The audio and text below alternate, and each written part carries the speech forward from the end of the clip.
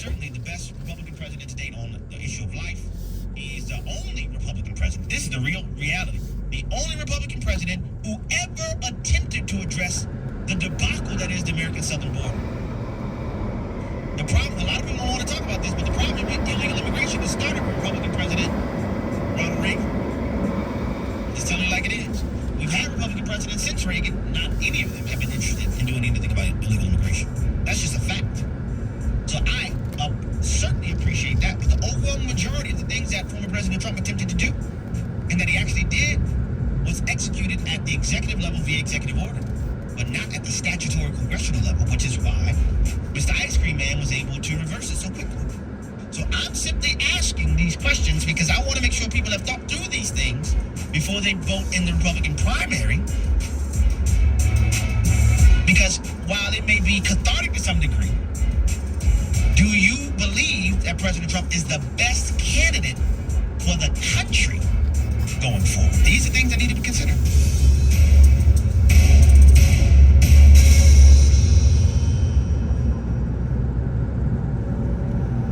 Forget about Facebook. The last 10 days we've been banned twice, and is unbanning a word? They put us under the ban. Christians and conservatives don't need to. YouTube banned one day, banned again. AFR programs are now live streaming on the AFA streaming app. Now you can get shows like today's issues straight from the source. Put back on the next. Just say unbanned.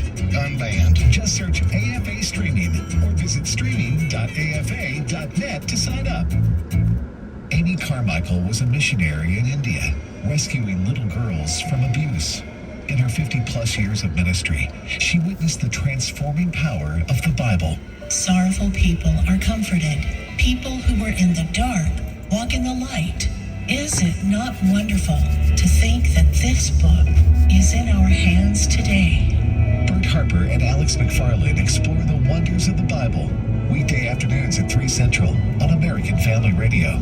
This is Abraham Hamilton III with AFR, and we're sending Bibles. Here's Michael with Bible League International. Abraham, there's a crisis around the world. You know, in many parts of Asia, Africa, the Middle East, and Latin America, only 1 in 10 Christians has a Bible. What's that mean? It means the majority of believers cannot do what you and I do on a daily basis, and that's open God's Word and be reminded of His precious promises. Like in 1 Peter 5:7, cast your cares on Him, for He cares for you. Hey, here's the reaction of a senior saint in South Africa who finally received her Bible. She literally knelt down, cried. At the age of 60, she never had a Bible. It is so much fulfilling just to see people rejoicing when they receive their Bibles. AFR listeners, our goal this month is to put tears of joy on the faces of 4,000 Bibleless believers around the world. We're a little shy of that, so will you give today? $5 sends a Bible. $100 sends 20. $500 sends 100. You can give by calling 800-YES-WORD. 800-YES-WORD. Or visit sendbiblesnow.org. That's sendbiblesnow.org. Hi, this is Steve Tyber with 8 Days of Hope. Do you know over the last 18 years, 50,000 volunteers have served over 9,000 families in the aftermath of natural disasters. We've also renovated and rebuilt facilities to bring hope and healing to those rescued from sex trafficking. At 8 Days of Hope, we travel coast to coast in the name of Jesus and minister to the brokenhearted. Our national headquarters is located in Tupelo, Mississippi, our Northeast satellite in Buffalo, New York, and we have a Midwest satellite in Cedar Rapids, Iowa. God has provided 3 facilities for us to house equipment and be able to respond on a moment's notice to serve those in need. 8 Days of Hope is launching a new arm of the ministry, mass feeding. This division of 8 Days of Hope will take trained volunteers with multiple feeding trailers and be able to provide over 8,000 meals every 2 hours through a local church following a disaster. To learn more about 8 Days of Hope or to join our volunteer team, please go to 8daysofhope.com. That's 8daysofhope.com. It's not uncommon on social media to see someone share a scripture or godly encouragement, then launch into a profanity-laced tirade in the next post. Adult language is even making its way into Christian music and some Sunday sermons. That's covered under grace, isn't it? Dr. Michael Brown says don't be so sure. In his article in The Stand, he takes a deep look at what the Bible really says about unwholesome talk. Read Does the Bible Prohibit Profanity when you visit afa.net/thestand. The Hamilton Corner podcast and 1-minute commentaries are available at AFR.net. Back to the Hamilton Corner on American Family Radio. Welcome back to the Hamilton Corner. Abraham Hamilton III here. I'm just asking the questions. And I just want you to think about these things. I do think former President Trump may be better at identifying just how swampy the swamp may be on the second go around. Or is it possible that it could be a repeat? What specifically would he be able to do in identifying things that hindered him? And also, what would be the urgency of response, considering that there would be no potential of a second term as president? I'm just saying, these are things that need to be thought about. These are things that need to be thought about. I know for a fact I've heard some Democrat acolytes chomping at the bit for the opportunity to have a 2024 general election campaign to where they can divert attention away from the disasters of the 2020 through 2023 performance. These are just things that need to be discussed.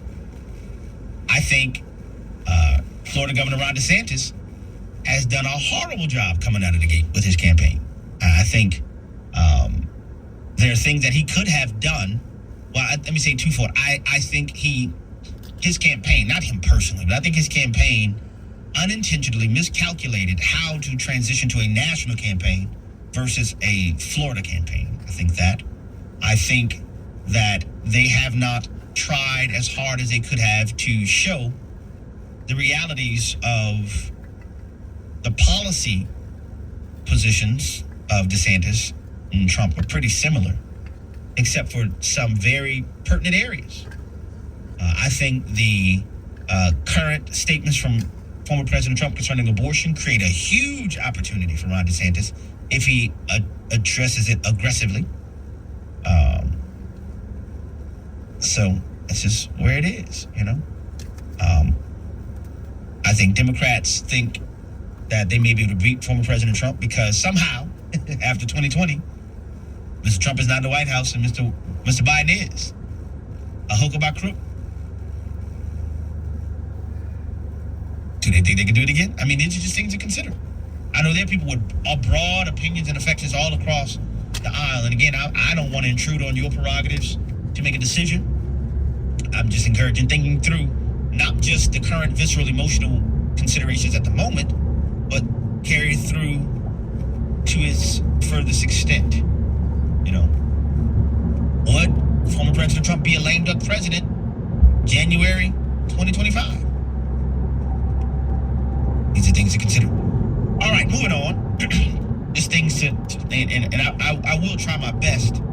I have a couple things I have to do this evening, but I'll try my best to tune into some of the watch the debate tonight. But we'll see. Bobby is praying for me over here. But if I don't catch it live, I definitely will catch it. So I'll watch it. I'll watch a replay if I'm unable to catch it live. But moving on to this is just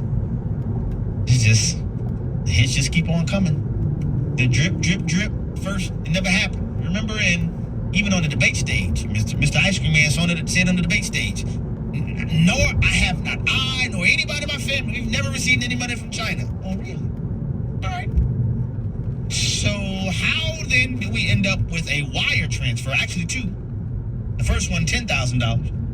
The second one, $250,000. For Mr. Biden's, that would be Joseph Robinette Biden, by the way. His Delaware home address is the beneficiary address for the recipient of the $260,000. Listen to and watch these clips. Clip number 6. Go. Well, I can tell you that on the wire that Hunter Biden received from the Chinese national, the beneficiary address listed was Joe Biden's home address at a time where I'm pretty certain Hunter Biden was not living in the home of Joe Biden.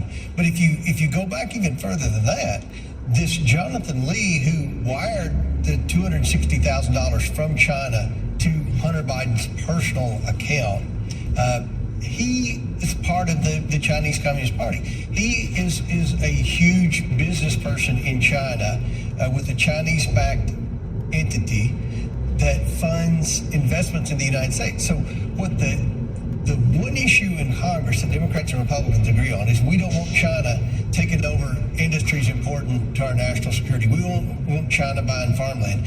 This is the guy that does that. Jonathan Lee is the person who represents China. So we must explain that away. And what I want to remind everybody about is when these two wires came through,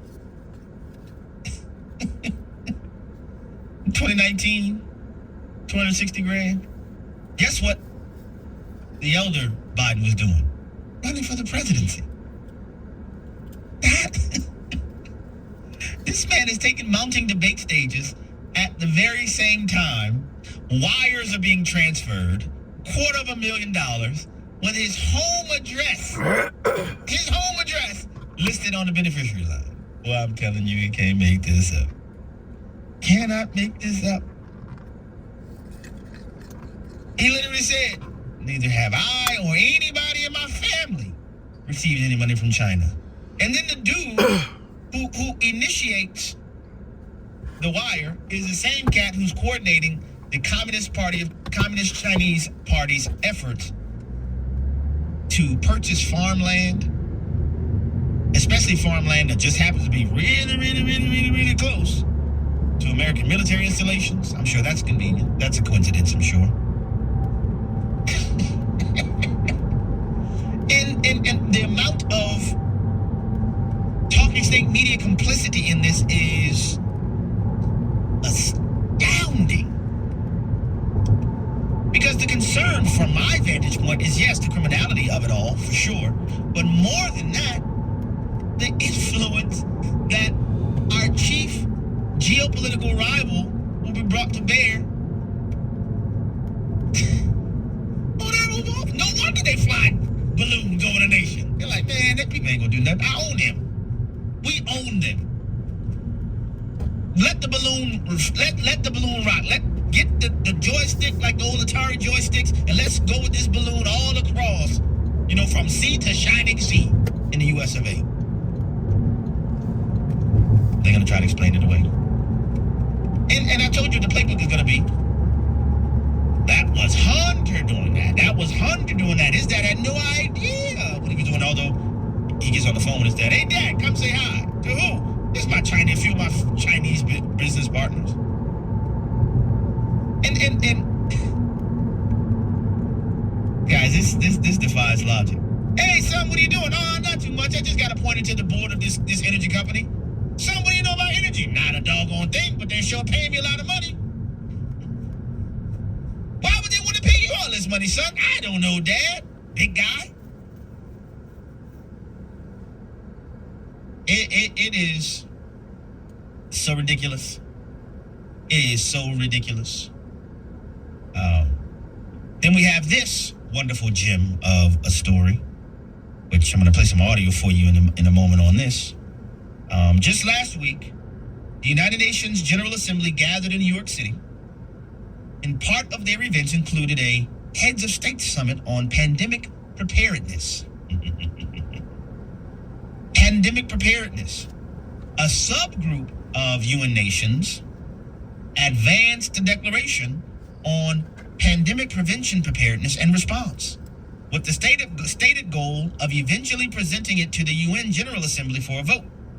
Now, so this is a subgroup of the UN doing this, but they came out with press releases and other things as if the entire UN voted to affirm this.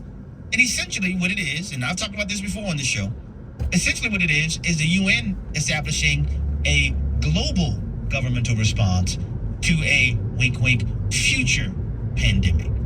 Kind of like Event 201 was preparing for a wink future pandemic.